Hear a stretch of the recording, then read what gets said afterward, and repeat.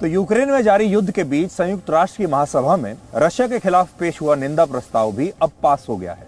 सबसे पहले आपको इस वोटिंग का पूरा स्कोर कार्ड दिखाते हैं। संयुक्त राष्ट्र में कुल मिलाकर 193 देश हैं, लेकिन इस वोटिंग में हिस्सा लिया था सिर्फ 181 देशों ने, और इनमें से भी 141 देशों ने रशिया के खिलाफ पेश हुए निंदा प्रस्ताव का समर्थन किया। 5 ने इसका विरोध किया, जबकि 35 देशों ने वोट नहीं दिया। यानी ये देश वोटिंग के दौरान उपस्थित थे, लेकिन इन्होंने वोट नहीं डाला, एब्सटेन किया। यानी रशिया के खिलाफ पेश हुए इस निंदा प्रस्ताव को बहुमत से 20 से ज्यादा वोट मिले, और बहुमत के लिए 121 वोट चाहिए थे। बहुत आसानी से ये प्रस्ताव पास हो गया। अब आप सोच रहे होंगे कि इस प्रस्ताव से रशिया को नुकसान क्या होगा, क्या ये रशिया की हार मानी जाएगी? तो इसका जवाब ये है कि रशिया ने जिन देशों और क्षेत्रों को सैन्य कार्रवाई के तहत हासिल किया है, ऐसे किसी भी देश और क्षेत्र को संयुक्त राष्ट्र मान्यता नहीं देगा। इसके अलावा रशिया को यूक्रेन से तत्काल और बिना शर्त के अपने सैनिकों को वापस बुलाना होगा। हालांकि रशिया इस प्रस्ताव को कितना मानता है, ये एक बहुत बड़ा सवाल है, और आप सब जानते हैं वो मानेगा भी नहीं, क्योंकि संयुक्त राष्ट्र में अक्सर जिन देशों के खिलाफ ऐसे प्रस्ताव पास होते हैं वो इन्हें नहीं मानते, और रशिया भी शायद इस प्रस्ताव को नहीं मानेगा। इस वोटिंग में दुनिया के कुछ बड़े सरप्राइजेस भी छिपे हुए हैं, वो भी आप देख लीजिए। जैसे पहला सरप्राइज तो यही है कि चीन ने इस वोटिंग से खुद को एब्सटेन किया। चीन ने वोट नहीं डाला। वो वोटिंग का हिस्सा तो था, लेकिन उसने अपना वोट नहीं डाला। जब पूरी दुनिया ये कह रही है कि अमेरिका और पश्चिमी देशों के खिलाफ रशिया और चीन मिलकर एक नया वर्ल्ड ऑर्डर बना रहे हैं, नया ब्लॉक बना रहे हैं, तब चीन का रशिया को खुलकर समर्थन न देना थोड़ा हैरान करता है। इससे यह भी पता चलता है कि चीन एक ऐसा देश है जो केवल अपने हित और अपना स्वार्थ देखता है। चीन की तरह भारत ने भी एब्सटेन किया और वोट नहीं डाला। हालांकि इसमें कोई सरप्राइज नहीं, क्योंकि इस समय भारत की कोशिश यही है कि वो पश्चिमी देशों को भी नाराज ना करे और रशिया के खिलाफ भी ना जाए। लेकिन पाकिस्तान का एब्सटेन करना एक बड़ा सरप्राइज है। 1945 से 1990 के बीच, जब 45 वर्षों तक अमेरिका और सोवियत संघ के बीच शीत युद्ध लड़ा गया, उस समय पाकिस्तान अमेरिका के खेमे में हुआ करता था और उसकी नीतियां सोवियत संघ के हमेशा खिलाफ रही। लेकिन आज पाकिस्तान ने संयुक्त राष्ट्र में वोट न डालकर एक तरह से रशिया का समर्थन किया है और वो अमेरिका के खिलाफ गया है। इसके पीछे इमरान खान और पुतिन के बीच हाल ही में हुई मुलाकात भी हो सकती है। आप जानते हैं इमरान खान अभी हाल ही में पिछले ही हफ्ते रशिया के दौरे पर गए थे। एक और बात, जब दुनिया रशिया को यूक्रेन पर हमले के मामले में अलग थलग करने की कोशिश कर रही है, तब इमरान खान रशिया के साथ ट्रेड डील पर हस्ताक्षर करने वाले शायद दुनिया के पहले नेता हैं। पाकिस्तान ने रशिया के साथ प्राकृतिक गैस के आयात का एक समझौता किया है, और इस वोटिंग में अफगानिस्तान ने भी दुनिया को बहुत बड़ा सरप्राइज दिया। अफगानिस्तान ने रशिया के खिलाफ वोट दिया। सोचिए ये कितना बड़ा मजाक है कि अफगानिस्तान की तालिबान सरकार रशिया के खिलाफ निंदा प्रस्ताव को सही मान रही है, जबकि अफगानिस्तान में इस्लामिक जिहाद के नाम पर लाखों लोगों का दमन पहले भी हुआ है और अब भी हो रहा है।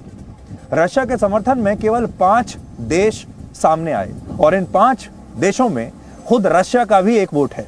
इसके अलावा सीरिया, नॉर्थ कोरिया, बेलारूस और एक अफ्रीकी देश एरिट्रिया, बस ये वो देश हैं जिन्होंने रशिया के समर्थन में वोटिंग दी है। यानी किसी भी बड़े देश ने रशिया के समर्थन में वोट नहीं दिया, और यह रशिया का संयुक्त राष्ट्र के मंच पर अब तक का सबसे बड़ा अपमान है।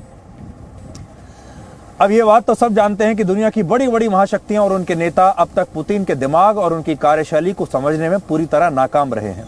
लेकिन क्या आपको पता है कि भारत के प्रधानमंत्री नरेंद्र मोदी ने भी इन देशों के नेताओं को काफी असमंजस में डालकर रखा है, और ये सोचने पर मजबूर कर दिया है कि आखिर मोदी के दिमाग में क्या चल रहा है। तो अब देखिए कि भारत की रणनीति क्या है। भारत शायद दुनिया का इकलौता ऐसा देश है जिसने संयुक्त राष्ट्र में वोटिंग के दौरान अनुपस्थित रहकर एक तरह से रशिया का समर्थन किया है।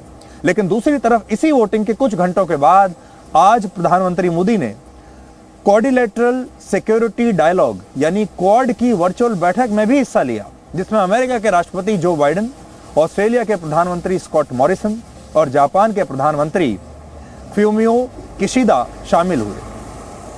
यहां नोट करने वाली बात यह है कि क्वाड में केवल यही 4 देश हैं, और इनमें से भारत को छोड़कर बाकी सभी 3 देशों ने रशिया के खिलाफ कड़े आर्थिक प्रतिबंधों का ऐलान किया है, लेकिन भारत ने अब तक ऐसा कुछ नहीं किया है।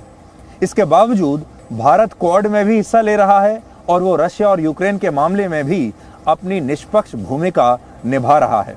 और इसी संतुलन ने अमेरिका जैसे देश को ये सोचने पर मजबूर कर दिया है कि आखिर मोदी के दिमाग में चल क्या रहा है।